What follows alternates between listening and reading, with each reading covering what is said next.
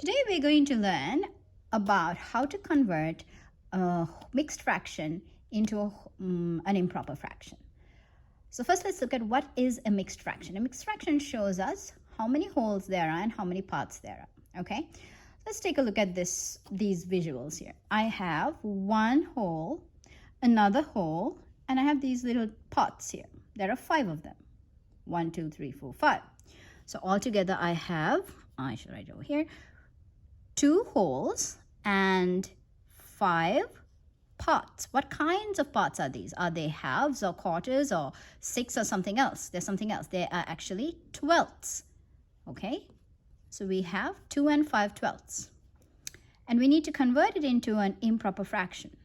Okay, now an improper fraction is a fraction that shows us all the total number of parts. If we look at this here, we don't see the total number of equal parts.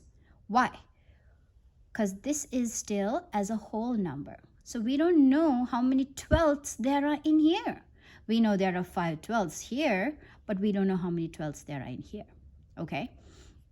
So let's try to figure that out looking at this visual. So here we are going to say, okay, this is a whole. It's divided into 12 equal parts.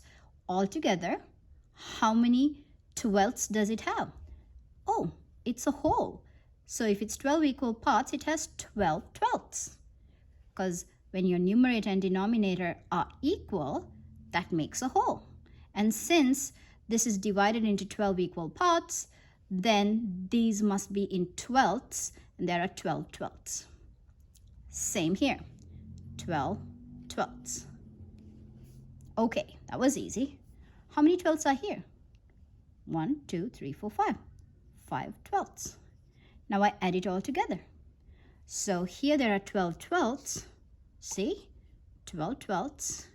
Here there are 12 twelfths, 12 twelfths, and 5 twelfths. If I add all these together, I get 29 twelfths. Okay? Because 12 plus 12 is 24. 24 plus 5 is 29. But there must be an easier way to do this. Instead of splitting it up like this, okay, what if we had a fraction of, let's say, the mixed fraction was 7 wholes and 5 twelfths? Then we would have to add 12 how many times? 7 times. But that's hard. Adding 12 7 times. That's not easy. But what can we do instead? What is repeated addition? It's multiplication, right?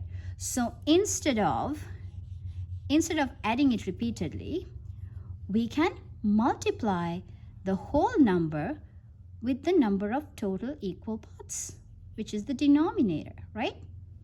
So 2 times 12 is 24. 24 plus 5, because this is the leftover, 24 plus 5 is 29. That is why we do this. We multiply the whole number by the denominator to see how many equal parts are in the wholes. And then we add the numerator because we need to know the total number of equal parts. Okay? That's why then we add that. And we get this answer.